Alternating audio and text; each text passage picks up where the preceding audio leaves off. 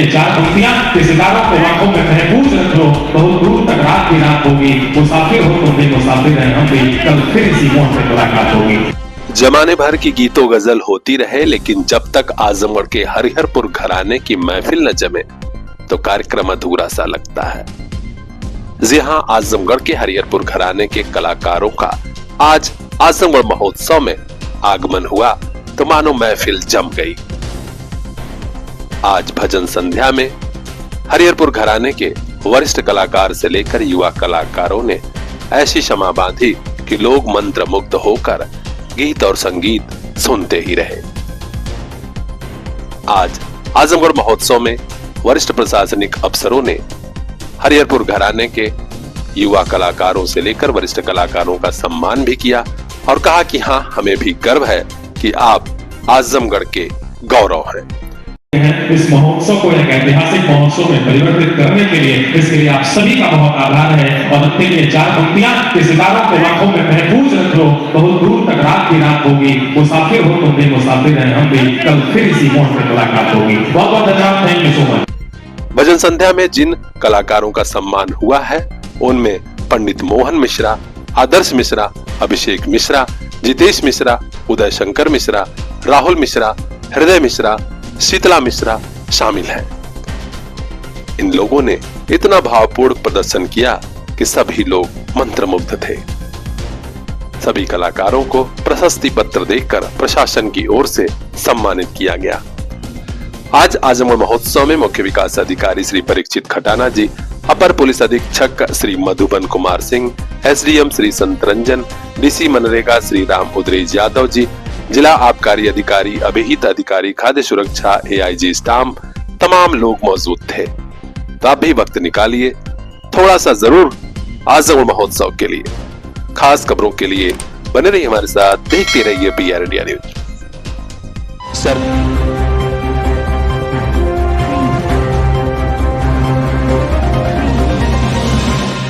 आज 140 करोड़ का हिंदुस्तान और दुनिया के अंदर जहां कहीं भी सनातन धर्मावलंबी रहता होगा, सिख रहता होगा, वह गुरु गोविंद सिंह जी महाराज के प्रति, इन बलिदानियों के प्रति, गुरु तेग बहादुर जी महाराज के प्रति, गुरु नानक देव जी के प्रति कृतज्ञता ज्ञापित कर रहा है।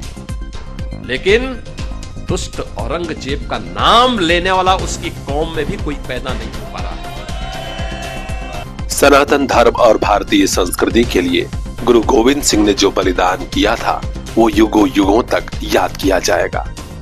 आज उत्तर प्रदेश के मुख्यमंत्री योगी आदित्यनाथ जी एक कार्यक्रम में जब गुरु गोविंद सिंह को याद कर रहे थे, उनकी शहादत को याद कर रहे थे, मानो सबकी आंखें नम हो आई। सुनिए जरा किस अंदाज में, किस सलीके से मुख्यमंत्री योगी आदित्यनाथ ने गुरु गोविंद सिंह की महिमा और उनके बलिदान को याद किया, लोगों को बताया। कौन ऐसा भारतीय है जो गुरु तेग बहादुर जी महाराज के प्रति, गुरु गोविंद सिंह जी महाराज के प्रति, भाई सतीदास जी के प्रति, भाई मतीदास के प्रति, भाई दयाला के प्रति, बाबा अजीत सिंह के प्रति, बाबा जुझार सिंह जी के प्रति, बाबा जोरावर सिंह के प्रति और बाबा फतेह सिंह जी के प्रति कृतज्ञता ज्ञापित न करता हूं। अगर सच्चा भारतीय होगा तो अवश्य कृतज्ञता ज्ञापित करता है, उनके प्रति नमन करता है। लेकिन जिस दुष्ट औरंगजेब ने गुरु तेग बहादुर जी को चुनौती दी थी, जो ने केवल एक सामान्य मनुष्य समझता था, ये मनुष्य समझने की भूल किया था, जिसने गुरु गोविंद सिंह जी महाराज को केवल एक सामान्य मनुष्य समझा था, ये उसकी भूल थी। याद करिए, आज 140 करोड़ का हिंदुस्तान और दुनिया के अंदर जहां कहीं भी सनातन धर्मावलंबी रहता होगा, सिख रहता होगा, वह गुरु गोविंद सिंह जी महाराज के प्रति, इन बलिदानियों के प्रति, गुरु तेग बहादुर जी महाराज के प्रति, गुरु नानक देव जी के प्रति कृतज्ञता ज्ञापित कर रहा है। लेकिन दुष्ट औरंगजेब का नाम लेने वाला उसकी कौम में भी कोई पैदा नहीं हो पा रहा है।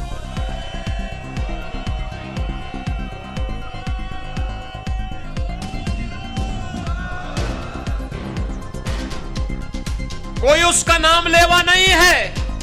मुख्यमंत्री ने यहाँ तक कहा कि गुरु गोविंद सिंह के बलिदान को भारत के 140 करोड़ लोग हो या दुनिया के किसी कोने का हिंदुस्तानी, सब लोग याद रखते हैं, लेकिन उस दुष्ट औरंगजेब का आज कोई नाम लेने वाला नहीं है।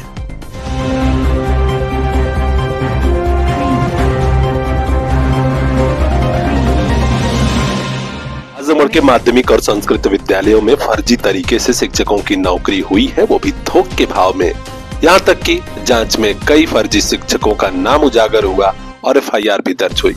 यहाँ तक तो ठीक था, लेकिन अब तो आजमगढ़ में खबर आ रही है कि फर्जी बीएसए साहब ही मिल गए हैं। जरा देखिए, आज पुलिस के शिकंजे में कसे गए ये बीएसए साहब हैं, जो लोगों से नौकरी देने के नाम पर खूब कमाई किए।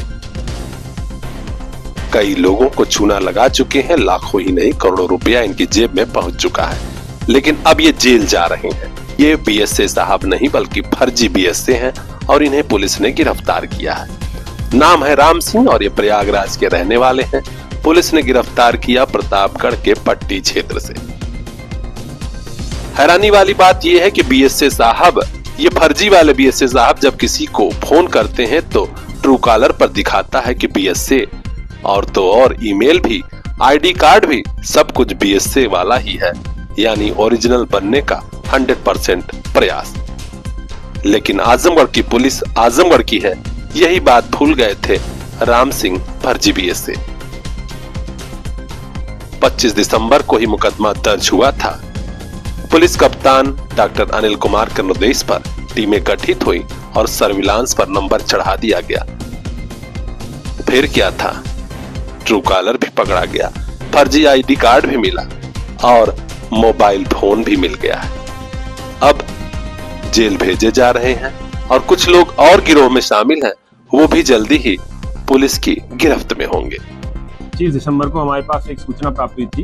एक व्यक्ति ने बताया कि उसको एक बीएसए की आईडी से एक मेल आया है। इस तरह उसको एक ECCE शिक्षक एजुकेटर के नाम पे, पद के नाम पे, भर्ती के नाम पे मेल किया गया है और उसको 40,000 रुपये जमा कराने को बताया गया। उसने पैसा पूरा जमा करा दिया, जिसके पश्चात जो फोन कर रहे थे, जहाँ से फोन आ रहा था कार्यालय से, उन्होंने उनका नंबर ब्लॉक कर दिया है। इस सूचना पर हम लोगों के द्वारा उनकी तहरीर पर मुकदमा दर्ज किया गया था। इसकी हम लोग विवेचना कर रहे थे, जिसमें उसके मेल आईडी को, उसके व्हाट्सएप नंबर को, उसके ट्रू कॉलर के नंबर को सबको हमारी टीम द्वारा ट्रेस किया गया। इसमें आज इस व्यक्ति की गिरफ्तारी की गई, जिसका नाम राम सिंह है, जो प्रयागराज का रहने वाला है। इसने बताया कि इसका जो फ्रॉड करने का तरीका कुछ इस प्रकार था। ये एक टेलीग्राम ग्रुपों से जुड़ा था, जिसमें शिक्षा विभाग द्वारा जितनी भी विज्ञप्तियां और भर्तियां निकलती थी, उनकी विज्ञापन दिया जाता था, उसको वो नोट करता था। उसमें जितने भी अभ्यर्थियों के नाम, नंबर, उनके मोबाइल नंबर, उनके जनपद डिटेल रहती थी, उसके आधार पर इसने उनके साथ फ्रॉड करता था। इसने एक बीएसए के नाम पे एक आईडी कार्ड भी बना रखा था। इसने जो अपने व्हाट्सएप थे उस पर भी बीएसए का फोटो लगा रखा था, ट्रू कॉलर पे भी बीएसए नाम से लिखकर उसका फोटो लगा रखा था और उसी के आधार पर फोन करके, मेल करके उनको शिक्षक के भर्ती कराने के नाम पर पैसे लेता था। इस प्रकार से इसने कई लोगों के साथ इस तरह का फ्रॉड किया है। इसकी आगे भी हम लोग पड़ताल कर रहे हैं। जितने भी इसमें दोषी होंगे, जितने भी इनमें जो फंसे हैं, उन सबका हम लोग एफआईआर दर्ज करके आगे भी कार्रवाई की जाएगी। और तो थोड़ा आप भी सजग हो जाइएगा, जब कोई नौकरी दिलाने के नाम पर रिश्वत मांगता है तो जरूर चेक कर लीजिएगा, क्योंकि यूपी में आजकल रिश्वत से नौकरी बंद है और अगर कोई ले रहा है तो इसी तरह जेल जाएगा। लेकिन चंगुल में आप फंसेंगे तो थोड़ा बहुत नुकसान आपका भी हो जाएगा। खास खबरों के लिए PR इंडिया न्यूज को सब्सक्राइब कीजिए और बने रहिए हमारे साथ।